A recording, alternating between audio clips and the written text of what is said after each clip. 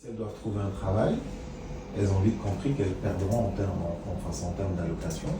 Donc du coup, on est plus sur un niveau d'accompagnement, je ne veux pas dire occupationnel, parce qu'il vaut mieux les retrouver ici que les retrouver aussi dans l'avion pour faire la nuit, parce qu'on a aussi cette difficulté-là.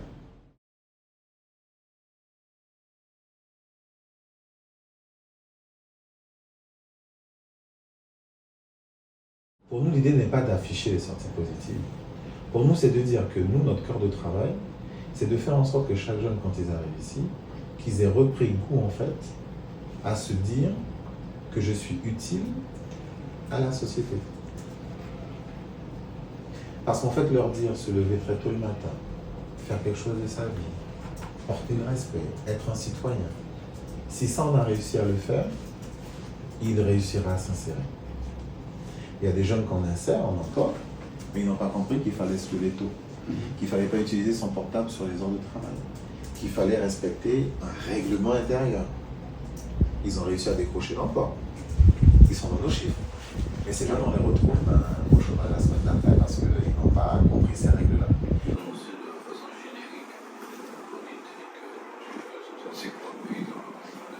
C'est alors politique, c'est clairement sur le territoire.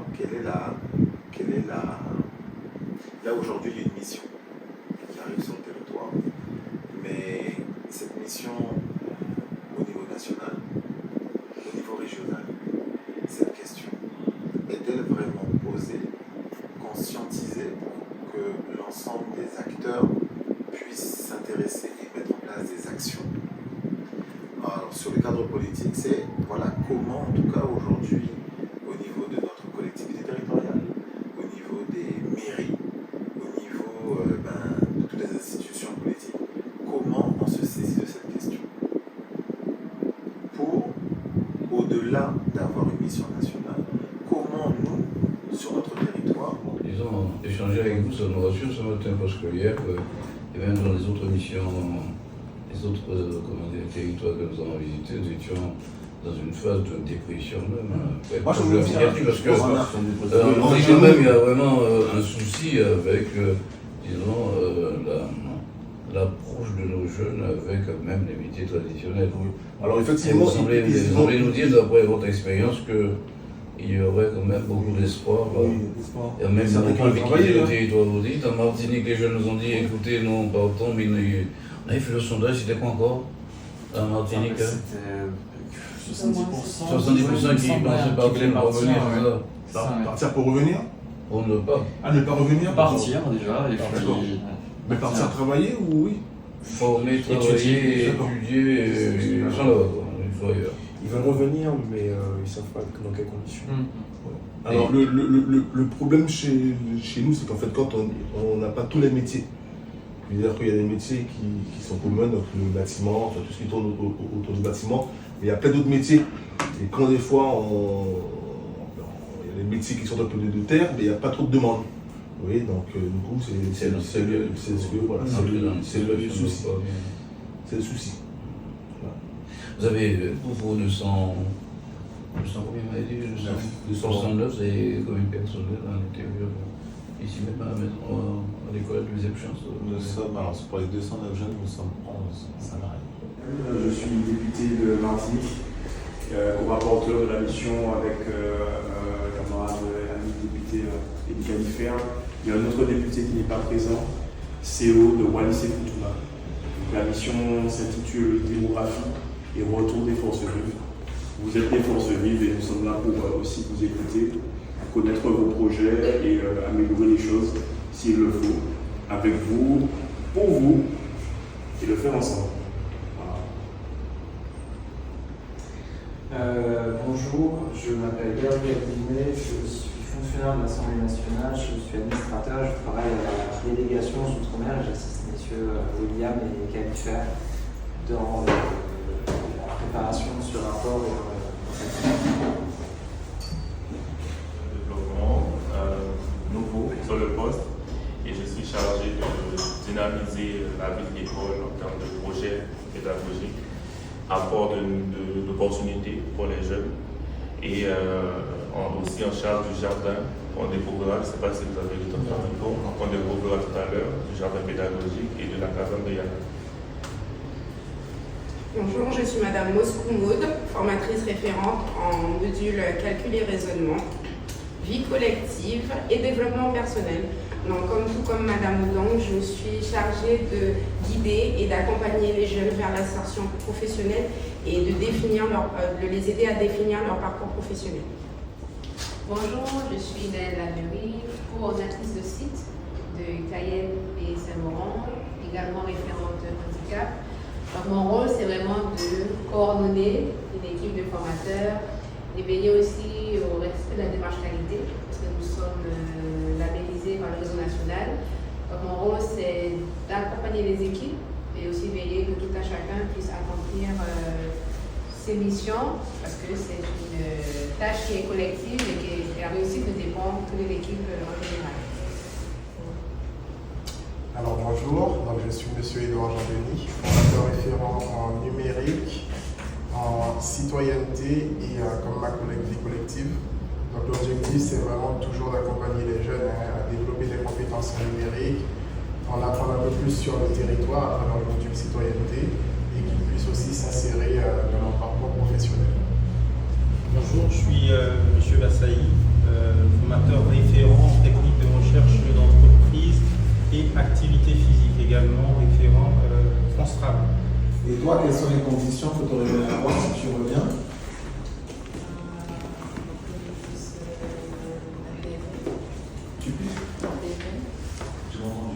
S'intégrer. Ah, s'intégrer, ok. Avoir la possibilité en tout cas de t'intégrer. Merci. Il y a trop d'embouteillage, il n'y a pas les arbres disparaissent, plein de choses. Et quelle est la difficulté aujourd'hui à travailler ou à revenir? Parce qu'il faut venir dans la vague pour travailler, donc plus de possibilités pour les jeunes qui n'ont pas de diplôme, plus d'ouverture, plus de formation aussi. C'est le travail dans quoi? Dans la vente, au pire dans la maison. D'accord. Et en tant qu'Axel, ça me dérange pas de faire des formations pour acquises, de travailler là-bas. Donc ici, en Guyane, je voudrais te former pour devenir Axel, par exemple. Ça, c'est le concours.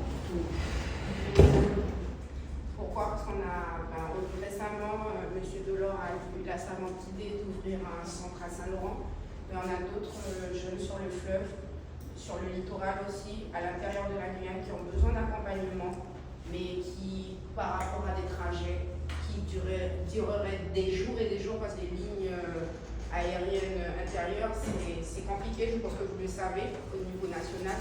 Et tout ceci ne favorise pas en fait la jeunesse guyanaise et aussi, comment dirais-je, par rapport à la démographie de la Guyane, la Guyane est quand même composée de bientôt plus de 50% de 18-25 ans et je pense qu'il faudrait agir en faveur de cette jeunesse guyanaise qui est criante et qui demande de l'aide. Voilà. Bon, on va montrer une réalité qui est, on va dire, palpable. C'est vrai que quand on vous dit à Patou et Bassoula, en termes de distance, c'est vrai qu'on a du mal à mesurer. Mais pour un jeune qui habite tout près, à Matouvé et à Montjoly, c'est très compliqué d'arriver à Cayenne à l'heure. Parce que c'est vrai qu'en termes de kilomètres, c'est quoi? C'est à peine 15 km. Mais le fait qu'il n'y ait pas un réseau routier qui soit développé, c'est des stagiaires qui arrivent en retard pour des politiques, pour que les jeunes puissent s'insérer, pour que les jeunes trouvent un emploi, mais en amont, il n'y a pas forcément des leviers pour le permettre en tout cas d'arriver à l'heure quelque part. Si on prend la France, c'est peut-être Paris a les trams, le métro, c'est bien desservi, mais rien que pour aller de Cayenne jusqu'à Matoury, il y a une seule ligne de bus, et si à 7h elle est remplie, le prochain achat est à 7h30 et c'est aussi rempli. Pourquoi nous sommes venus en Guyane? Alors, je vous explique un peu le parcours. Donc, on vous a donné le thème de la mission. Donc c'est la démographie, c'est-à-dire vraiment l'étude des populations dans nos territoires. Il y a des populations qui sont en déclin démographique, c'est-à-dire qu'il y a plus de personnes qui décèdent que de personnes qui naissent. Et du coup, la population baisse. C'est le cas en Martinique, c'est le cas en Guadeloupe, et Saint-Martin, aujourd'hui, commence aussi à décliner. Et c'est un problème quand il y a, chez nous, des îles où il y a de moins en moins de personnes. Ce qui veut dire que, sur le plan économique, s'il y a moins de personnes, l'économie chute. S'il y a moins de personnes, on aura des difficultés. Donc c'est une question. Et puis, il y a la Guyane qui n'est pas du tout dans les mêmes conditions que nous. Et pourtant, nous sommes des territoires dits ultramarins, on parle d'outre-mer, on parle de Antilles-Guyane, alors que les situations sont différentes. Donc on est là aussi pour comparer et voir ce qui se passe ici, chez vous. Parce que quand on va en Martinique, on voit des situations, les jeunes nous disent tout autre chose que vous. Là, il y en a eu posé une, le sien, et comment vous êtes dit, bon ben moi, il faut que j'aille là. Tu veux répondre? Moi, je dirais que en sortant du lycée, c'était pendant la période Covid. Je me suis inscrite à l'université. Au début, j'étais motivée, mais les cours à distance, je connaissais personne, on n'allait pas sur place, c'était assez compliqué pour moi. Il y avait la pression, franchement. Et j'ai fait une année, j'ai refait une année encore. J'ai fait la première année administration économique et sociale. Ensuite, j'avais plus de motivation. J'étais restée chez moi pendant un mois. Je réfléchissais. Ensuite, j'en ai entendu parler par une amie qui m'en a parlé. Ensuite, je me suis renseignée dessus. Je me suis dit, pourquoi pas, si ça peut nous permettre de développer les compétences, j'y vais. Et c'est comme ça que je suis arrivée ici. D'accord. J'ai vu l'annonce du Rocher, j'ai de le parcours, et j'ai arrêté, et je pouvais continuer ici mon parcours normal, donc je suis restée ici. D'accord. Agent de sécurité.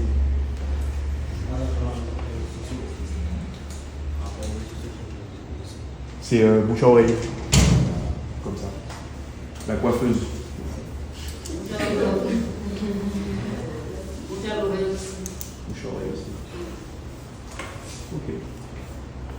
Pour ma part, normalement, j'étais censée être en BTS en alternance. Du coup, j'ai pas eu d'entreprise à temps pour effectuer mon alternance. Et de ce fait, j'ai cherché sur les réseaux une structure qui pouvait accompagner les jeunes déscolarisés, on va dire. Du coup, j'ai vu qu'ils proposaient ça, qu'ils allaient nous accompagner. Du coup, je me suis inscrite et puis voilà, c'est ça. Ok. Est-ce que les jeunes arrivent à s'insérer professionnellement dans le monde du travail? Waouh! C'est directement pour moi ça. Alors le RSMA, c'est vrai que c'est une très belle structure qui malheureusement mériterait d'être un peu mieux comprise par les jeunes. Les jeunes pensent RSMA, ils pensent tout de suite armée, alors qu'on n'est pas militaire quand on est au RSMA. Par contre, nos collaborateurs, mes collaborateurs et moi-même travaillons de façon, c'est la même chose pour nous, de façon très collégiale. Il s'agit aussi d'agir pour que les choses aillent mieux chez nous par la loi. Quelle loi? Qu'est-ce qu'on peut proposer pour que ça aille mieux? Et faire en sorte que notre jeunesse puisse s'épanouir dans nos territoires. Et faire en sorte que la France puisse comprendre que la Martinique, la Guadeloupe, la Guyane, ce n'est pas pareil, ce n'est pas la même chose que Paris.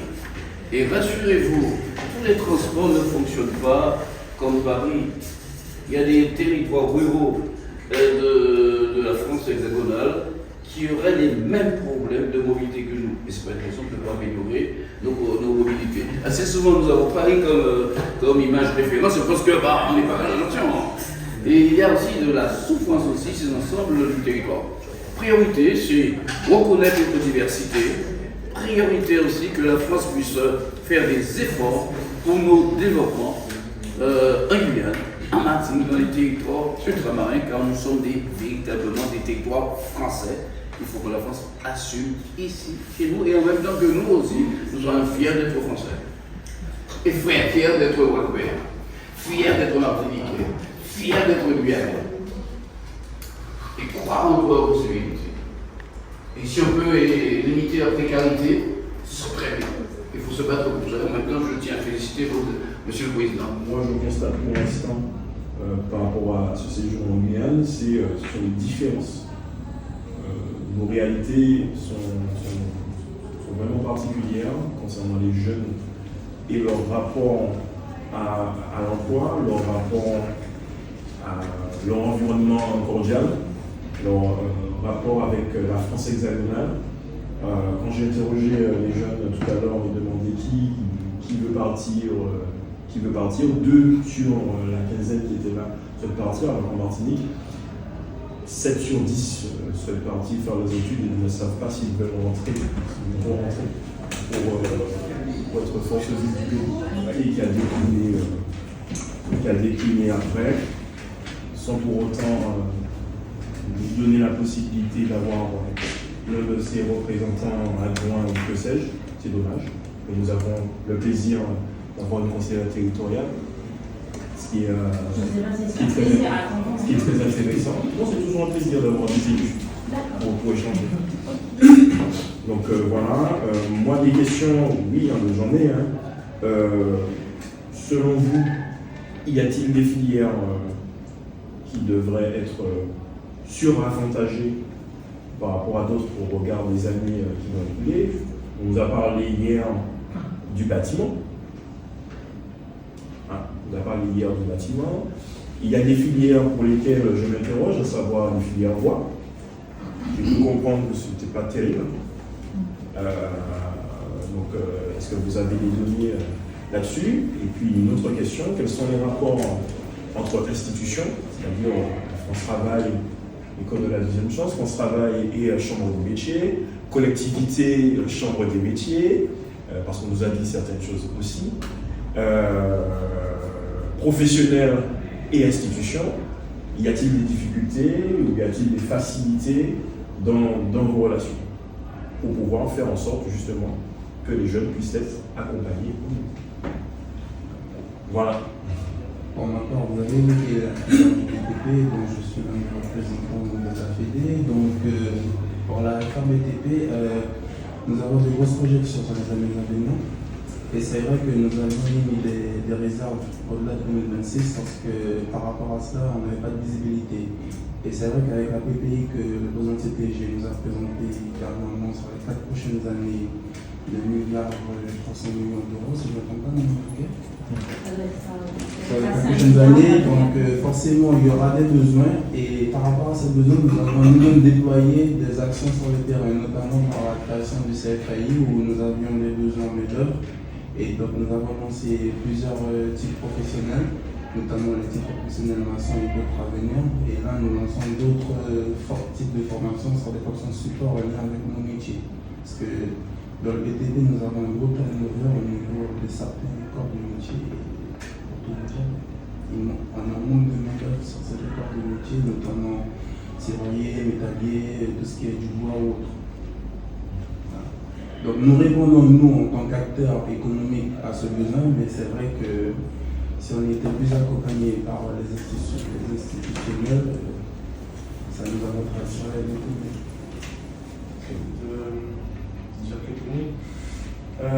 Effectivement, alors sur la partie relations institutionnelles, opérateurs, si je suis là aussi, c'est que j'ai été invité, c'est qu'il y a une relation partenariale qui est forte. Et quand je dis forte, c'est avec une proximité relativement. Même on pourrait même dire que la frontière est très poreuse poreuse parce qu'en fait, l'école de la deuxième chance, mission locale, France Travail, RSMA, on est focus sur l'accompagnement des jeunes, des demandeurs d'emploi, et qu'en fait c'est l'intérêt qui prime sur tous les autres sujets.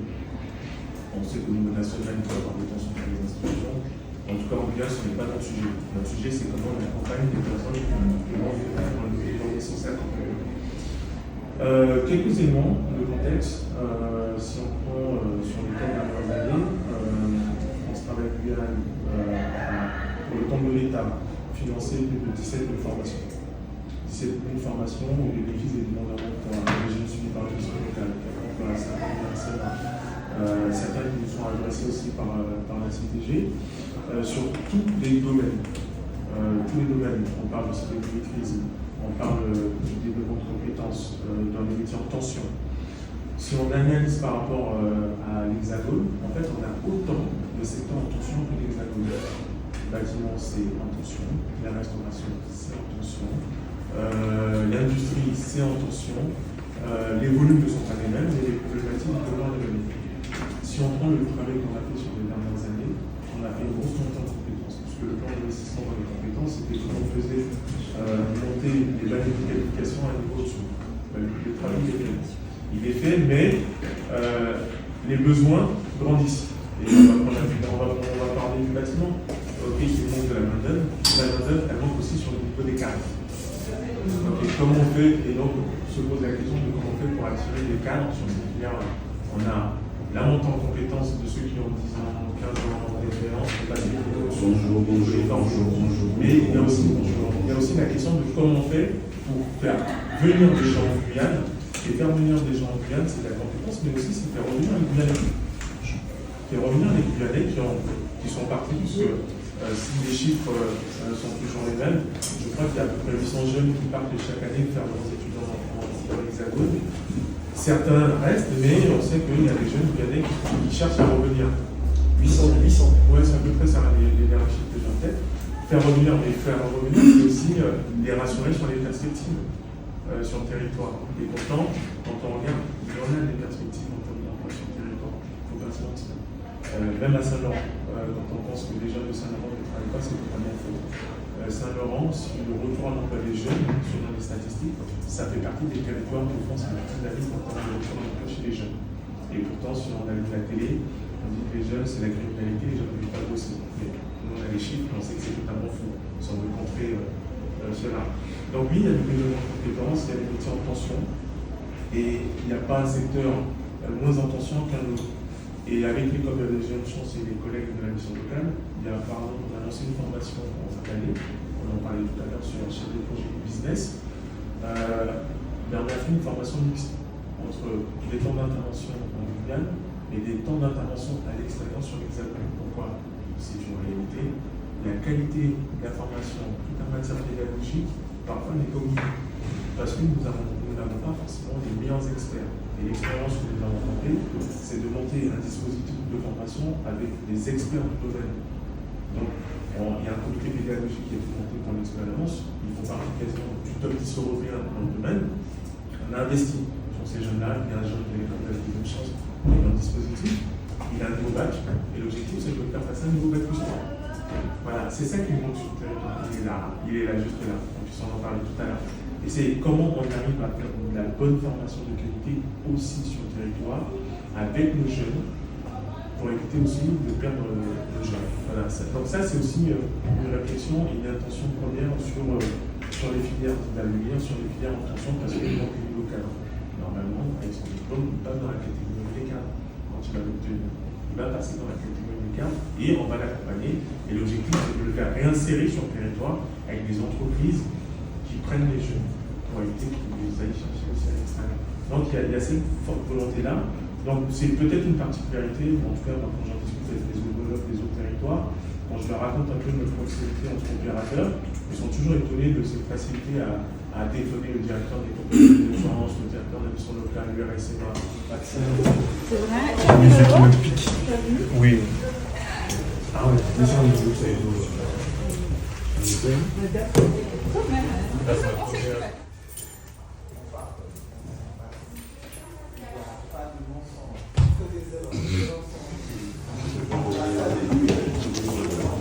petit En tout cas, chaque réunion que je fais, il y a toujours des...